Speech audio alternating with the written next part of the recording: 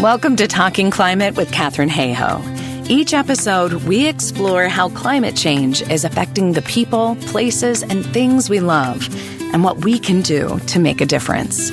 From science to solutions and stories that inspire, you're in the right place for real talk about real change. 2 summers ago, Lou Blaustein, the founder of Eco Athletes, guest edited a Talking Climate edition on green sports. Lou built Eco Athletes around a simple idea. Athletes are among the most trusted voices we have, and the climate fight needs them on the field. This week, I'm passing the mic to 2 people who are living out that mission. Retired professional soccer, football player Imani Dorsey Kunzweiler and current pro Jasmyne Spencer, both Eco Athletes champions. Imani spent 8 seasons as a forward and defender in the National Women's Soccer League, NWSL, after graduating from Duke University in 2018 with a degree in environmental science. She was named the 2018 NWSL Rookie of the Year and helped lead Gotham FC to the 2023 NWSL Championship. Imani was instrumental in negotiating the first collective bargaining agreement for the NWSL and is a founding board member of the Black Women's Players Collective, where she serves as the current executive director. After retiring from professional soccer, she returned to her alma mater last December as Duke Athletics Climate and Sustainability Coordinator, where she's weaving the university's climate commitment into every part of the athletic program. Jasmyne has played professional soccer since the NWSL's founding season in 2013, currently playing for Canada's new Northern Super League, where she helped Vancouver Rise FC capture the league's first ever championship last year. Her impact also extends well beyond the pitch. She founded her own sustainable apparel company, sits on the executive board of the Black Women's Player Collective, and was one of Eco Athletes' original champions. She is also the co-founder of the Green Horizons Collective, a nonprofit that aims to teach kids about environmental stewardship.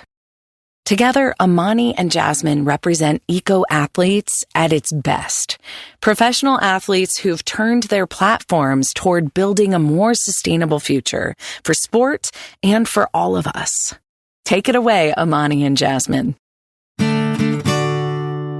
Good news. Imani. My time as a professional athlete left me constantly evaluating the impact I was having, not just on the field, but on my teammates, my community, and the sport itself. The good news is I'm not alone. Athletes around the world are increasingly standing up and speaking out on climate change, and people are listening. The work of inspiring Duke student athletes through the student-led Duke Sustainable Athletics Group eventually led me back to my alma mater, where I now work in sustainability for Duke Athletics.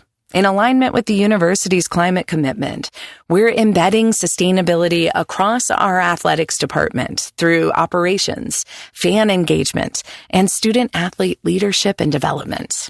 Last year, we launched the Athletics Climate Team, a cross-functional group of coaches, staff, and student athletes working together to advance sustainability initiatives across Duke Athletics.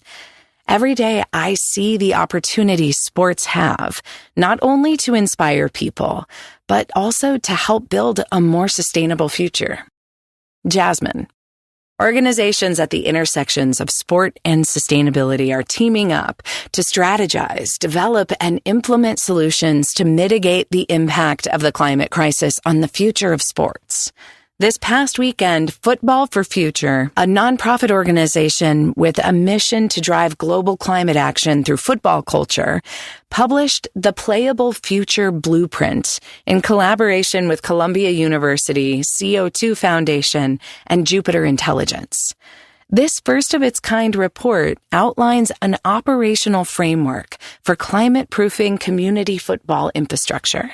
Its goal is to give football's governing bodies a repeatable, end-to-end model for building climate risk safeguards into every stage of grassroots football development. With the release of this report, the football community, including fans, athletes, leagues, and governing bodies alike, will now have a game plan for building climate-resilient infrastructure to protect the future of the world's #1 sport. That is certainly something to celebrate.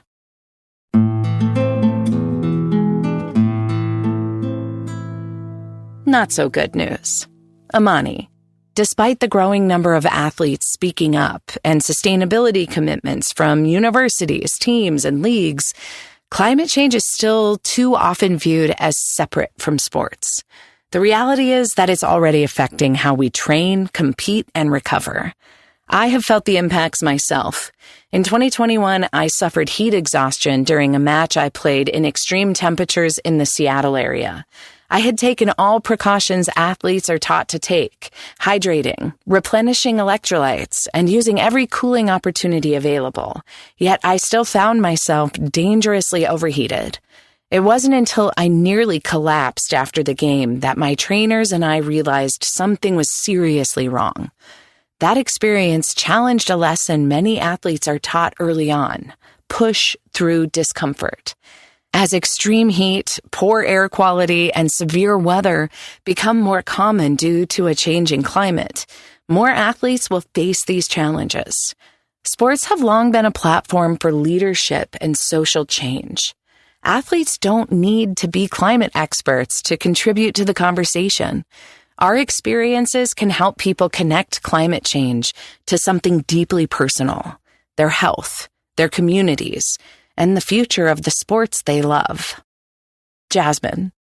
Climate change is no longer an issue to worry about in the future. It is here, and it is disrupting life now. And it's impacting the things we love most: our ability to play and engage with sports. The climate crisis is supercharging extreme weather, making it an increasingly disruptive force in the games we watch and play. In the past 2 months alone, several major sporting events have been bedeviled by extreme weather. The Ironman 70.3 triathlon race in Nice, France was canceled due to a heat wave. Weeks later, Gotham FC's record-setting game at Citi Field was overshadowed by questions and concerns of player and fan health and safety after the game proceeded despite the unhealthy air quality due to the spread of smoke from Canadian wildfires.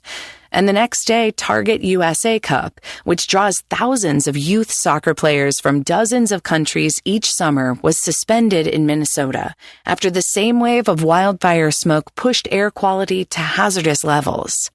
The 2026 FIFA World Cup was the hottest World Cup since the competition began in 1930. A Guardian analysis found that close to 20% of matches were played under heat and humidity conditions that FIFPro, the players' union, has flagged as dangerous enough to warrant delaying or postponing play. Some 20 games were played at wet bulb globe temperatures that hit or exceeded 28 degrees Celsius, 82 Fahrenheit. Time is of the essence to start investing in climate-resilient strategies to preserve the future of sport.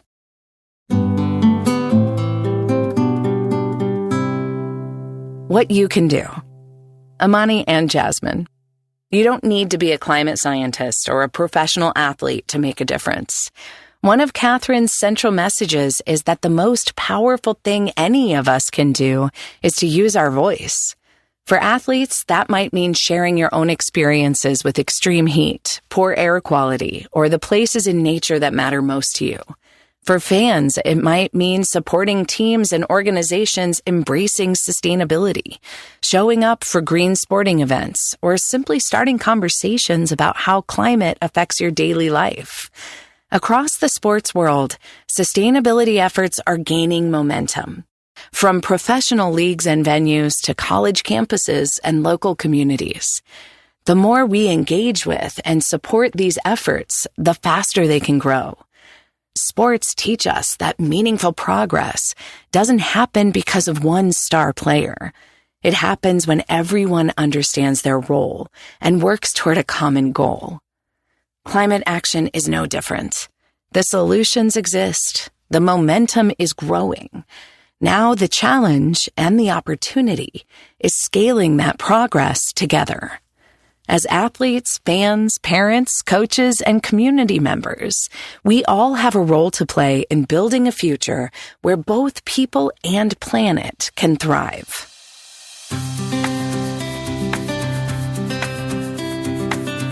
Thank you for listening to Talking Climate, narrated by Ann Cloud, post-production and mixed by John Crowley at Loudmouth Studio.